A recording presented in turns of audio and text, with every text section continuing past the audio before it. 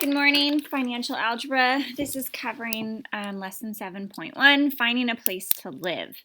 So as you guys get older and leave your parents' house, you'll be looking at probably apartments or condos or renting a home or buying a home. So this goes over, most of this section is for renting versus owning. So there's vocabulary like apartment, you're the tenant if you're renting, the landlord is the owner. Your rent, your lease, security deposit. So you see all this vocabulary in this section. So it's a really good section to know if you can afford the rent on a certain apartment complex. Especially if you plan on living in Clovis and Fresno, there's some really, really expensive apartments. So here we go. Number one, use the interval. Now this is a recommended interval. So this is like, hey, if you are a working adult, it is recommended that your rent or your housing cost does not exceed 25 to 30% of your income. So it wants us to look at whether the following two people can afford, or what they could afford, what range they could afford, and round to the nearest dollar. So Enrique makes a lot of money. That's almost $110,000 per year. But we need to know what he makes per month. Because it asks for the monthly housing budget. So I'm going to divide that by the 12 months in a year, and that gives me $9,166. So to find the range he can afford, I'm going to multiply it by both the 25, that'll like the smallest amount he could spend, to 30%. So I'm going to multiply it by 0.25. And I'm going to then multiply what he makes by 0.30. Okay, and that'll give us a range of what he could afford. So 9166 times 0.25 gives me 22, and it said round to the nearest dollar, so 22.92. And 30% would give me 27.50. So his budget for rent, that's a lot of money, is between $22.92 and $27.50. That is about the amounts he could, or the range he could look for.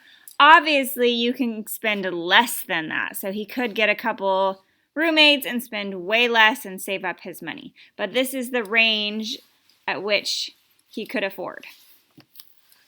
Barbara makes $5,000 per month, so they already gave me her monthly housing budget, so I'm simply going to multiply that by 0.25, and then I'm going to multiply that by 0.30. So if you multiply by 0.25, I found $1,250, and by 0.3, I found $1,500. So Barbara could afford between $1,250 and $1,500 months rent for apartments or condos, or if you want to rent a home. Moving on to number 2, Hannah's financial advisor believes she could spend no more than 26% of her gross monthly income for housing. She has determined the amount is $1,794 per month. So if she's making $1,794 per month, which is not a lot, times 0.26, so $1,794 times 0.26, says that she could only afford to rent for $466.44. So based on this amount and her advisor's recommendation, what is Hannah's annual salary? So she could only afford this, but her annual salary would be her monthly income, right? Times 12.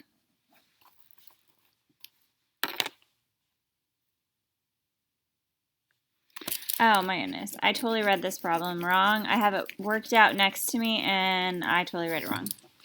So Hannah cannot spend more than 26% of her gross monthly income for housing.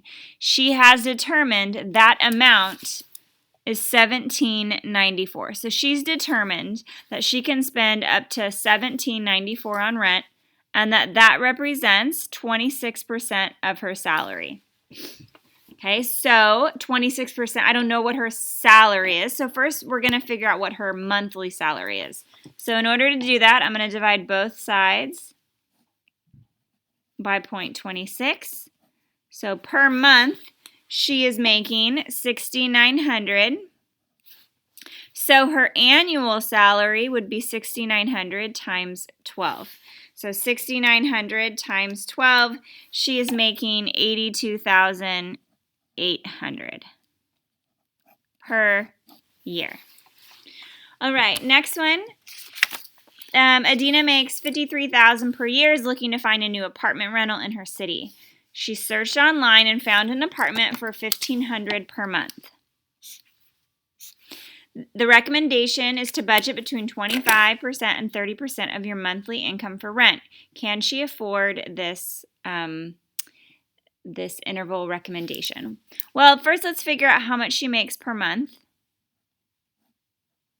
So divide by 12, and that gives me that $4,426. Now, rent is $1,500, and it looks like she can afford it, but let's look at what 25% of her income is and 30%. So 4426 times 0.25 and 4426 times 0.30. So I'm going to look at that interval range. Now, I found that 25% is $11.06.50. and 30% is $13.27.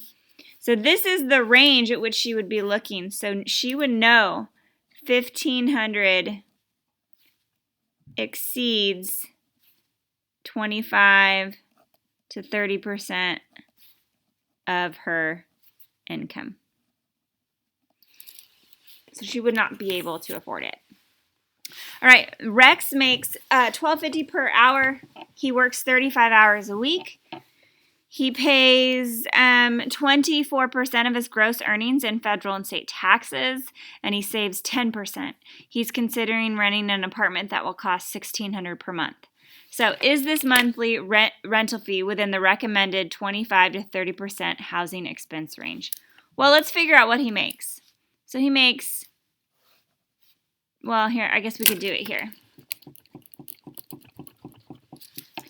So $12.50 times 35 hours, and I looked it up. There's an average of 4.3 weeks in a month. So there's an average of 4.3 weeks in a month. So that's where I'm getting this. So he makes $12.50 times the 35 hours times the 4. I found that he makes $18.81 and $25 per month. Now, if that's what he makes and that's his rent, he's not going to have anything left over for gas, food. I mean, we didn't even deduct the expenses. So absolutely not. Now, based upon his expenses, so let's find his expenses. He 24% goes to taxes and 10% goes to savings. So 34% of his income is gone. So he has 34% in expenses. So this times the 34%, I got $11.80. No, I did not get $11.80. I got $6.39. Sorry, I was looking at the wrong problem. $63. So if you subtract his expenses from what he makes, he's only taking home $1,200.41. He wouldn't even be able to pay rent. No, he cannot pay rent. Absolutely not. So really important for you to consider when you're looking at apartments is to know what 25 to 30% of your income is. Number 5.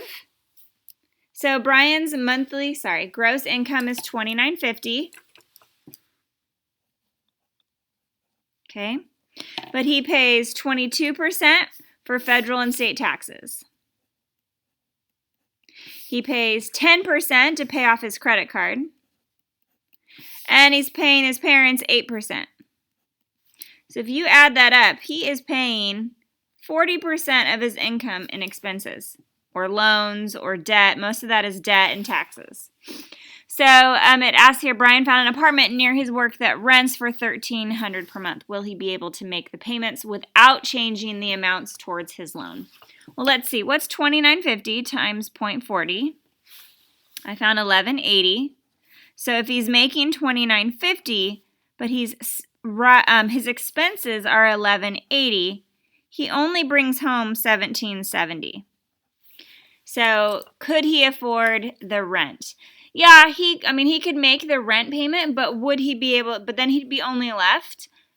So if I subtract the rent, he only has $470 to eat off, to buy gas, and do anything else with his life besides eat and sleep. So I would say no. He cannot afford that apartment unless he has roommates. All right, so moving on, number 6. Number 6 is using the linear regression, and it asks, it gives us an equation. So y equals 0.775x plus 950, 25. Now, x represents the square footage. So when you look at renting or buying or living anywhere, the square footage represents how big something is. And the reason it's called a square footage is they measure length times width, which is two-dimensional, so it's squared. So it's square feet. So if you rent an apartment, let me show you. If apartment is, so let's say I have my living room and it's 12 feet by 18 feet, right? Let's say my living room is a perfect rectangle. Then 12 times 18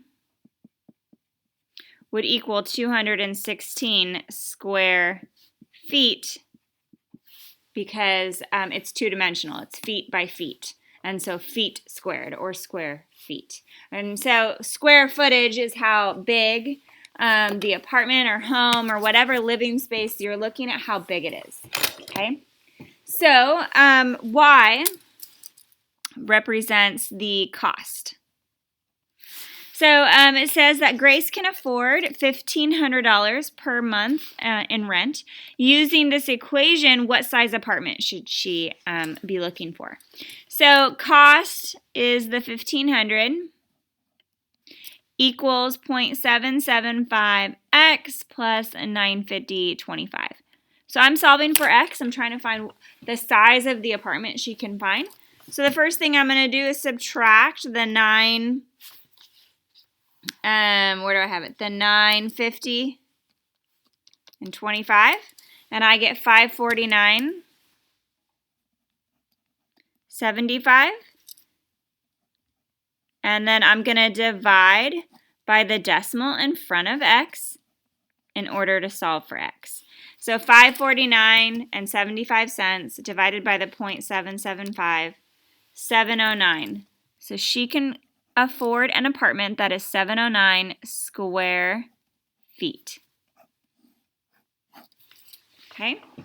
Now, next, I am going to do this one with you. I'm not sure because I believe it could be on the test. And I'm going to go over how to do it in Desmos because you all have access to Desmos. So on Desmos, we're going to hit the plus sign and we're going to select Build a Table. And I'm going to enter all of these values in for X and all of these values in for Y. So here is my phone here. I'm going to click plus and build a table. And I know there's a glare because it's looking at the screen of my phone. But I have this table, and so I'm going to list all my values for X underneath X, starting with 600. So 600, and then hit enter, then the 790. Then the 800, I'm only entering the X values. Then the 850, then the 925, then the 980, 1050, and 1400. Now I'm going to go back and enter all the values in for Y. Okay, so now I'm going to hit enter all the Y values. You obviously aren't going to use a dollar sign. So 795. Enter 1523, enter 1600, enter 1800, 2000, 2,100, 2,300, 3,000. So once I have my table entered, I'm then going to go to another line, line 2, and I'm going to enter linear regression. And so I'm going to enter the following. I'm going to enter a y1 because that's telling us to use the y values, the squiggly, then mx1 plus b. So I'm going to enter that in Desmos. So I'm going to enter the letter Y, which is on your keypad, and then you have to go to the ABC, and when you hit ABC, there's A, B lowercase, and that's where I'll hit the number 1. And then I'm going to touch it. Then I'm going to use the, if you go back, if you hit ABC, there's this little squiggly line. I wish there wasn't a glare, but it's like no matter what angle. I don't know if I dim my phone, it might work.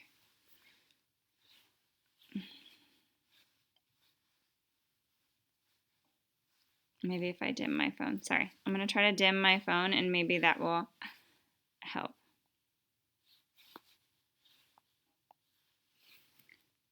Not really. Okay, so it has the squiggly and then M, and then I'm going to select X, and then I'm going to lower it to X1, and then back, and then plus the letter B. And so all this data comes up, and it will tell us your M value, and it will tell you your B value. So I got that Y equals 2.67x minus 575. I wonder if that doesn't seem right. Let me make sure I have everything in correctly.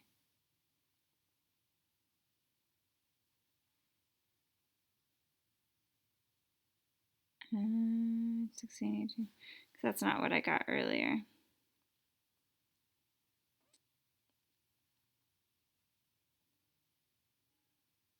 That's right. Minus 575 and 59. And then it asks interpret the correlation coefficient. So my calculator gives me R is 0.98. So that is a very strong correlation. So what does this mean? Okay, looking at our data.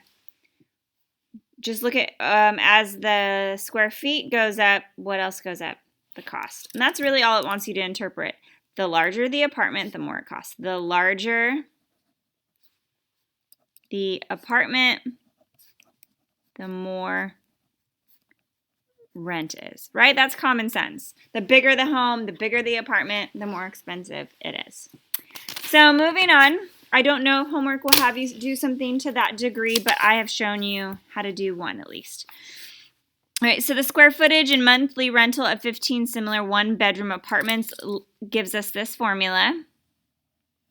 X is square foot, Y is the cost. So determine the monthly rent for an apartment that's 1,200 square feet. So Y equals 1.3485. Remember, X is square footage, so we're putting in 1,200 square feet plus 840.51. And I'm going to enter all of that. And I got that it would cost me $24.58.11. It's really expensive. Determine the square footage with a monthly rent. So now they're working in reverse. They gave us the cost and want us to find the square footage. So I'm looking for X this time instead of Y. So if I subtract the 840 and 51 cents, I got 1059.49 equals 1.3485. And then we will divide. So 1059.49 divided by 1.3485. And I got 786 square feet. All right, moving on. All right, so when you rent an apartment, there are lots of fees that they ask for up front. And so I'm going to go over that now. So Conan is moving into a 2-bedroom apartment. His monthly rent is $2,000. But here are all the fees he has to pay up front. And so these are basically guaranteeing to this apartment complex that you're going to pay your rent every month. They usually collect a security deposit so that when you move out, they use that to get it cleaned. So we're going to calculate all of these costs. So up front, he has to pay 3% of 1 month's rent. So we'll calculate that here. He has to pay an application fee. Well, here, I'll go ahead and calculate it. 0.03 times 2,000 is $60.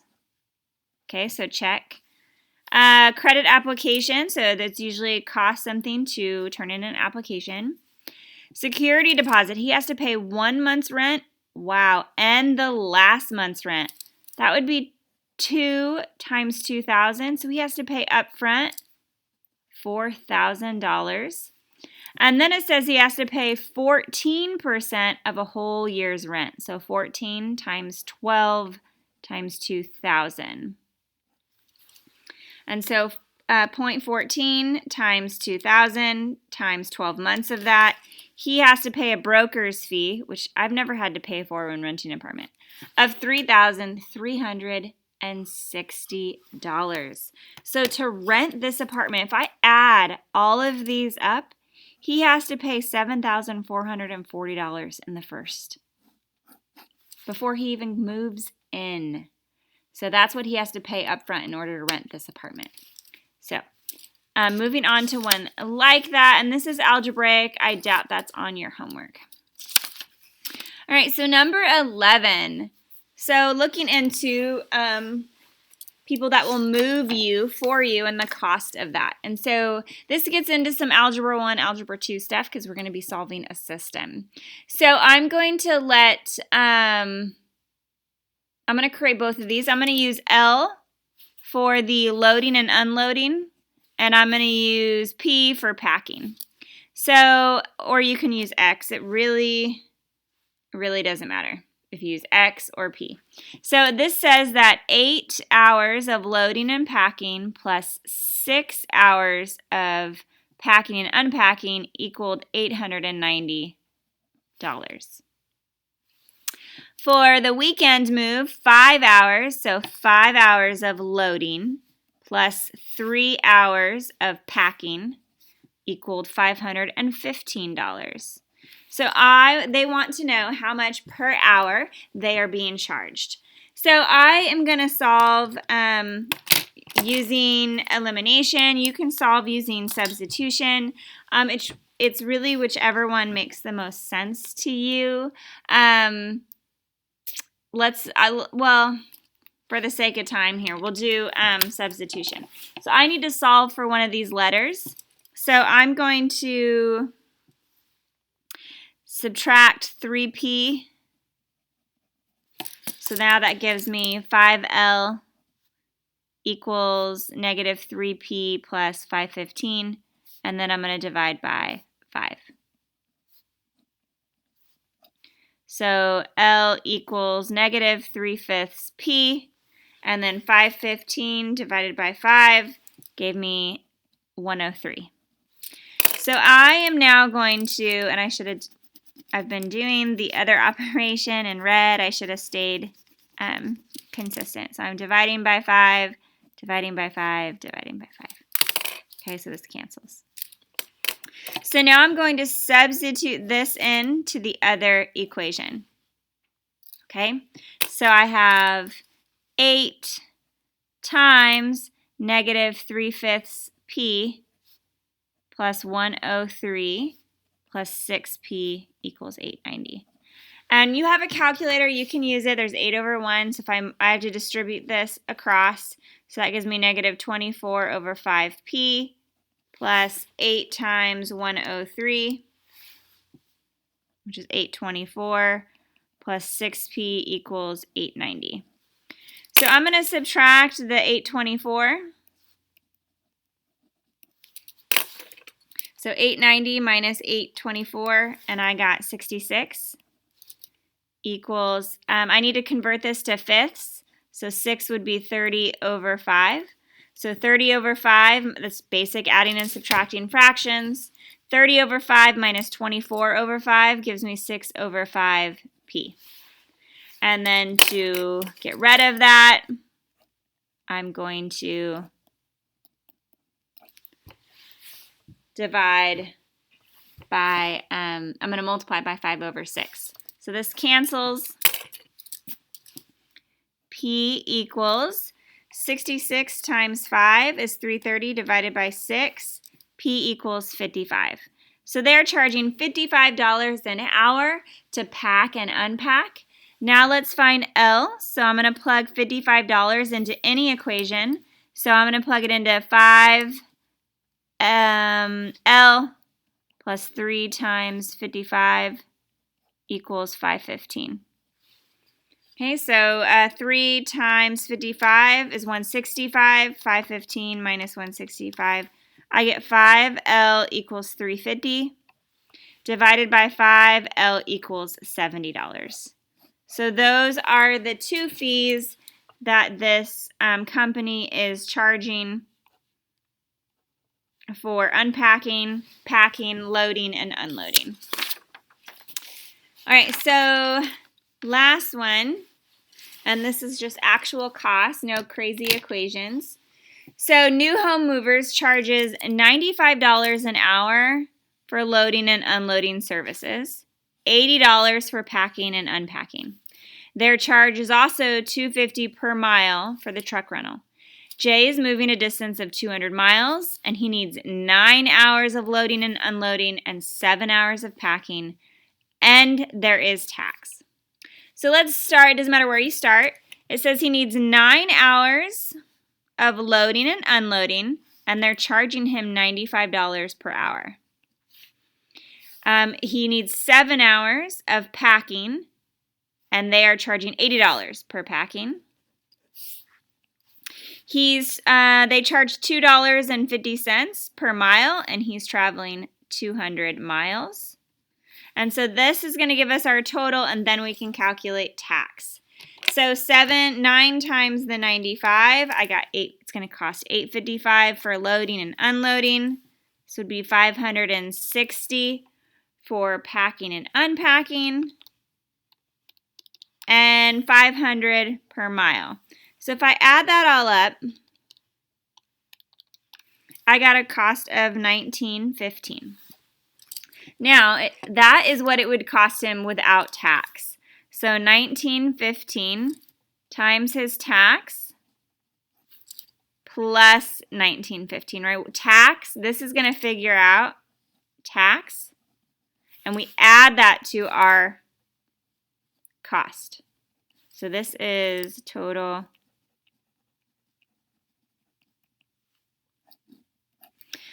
So $19.15 times the tax of 0.725 plus $19.15. His total tax to move, or his total cost is $2,053.84 are his moving fees. That's a lot of money. That's why people just move themselves. But that completes this section. Thank you.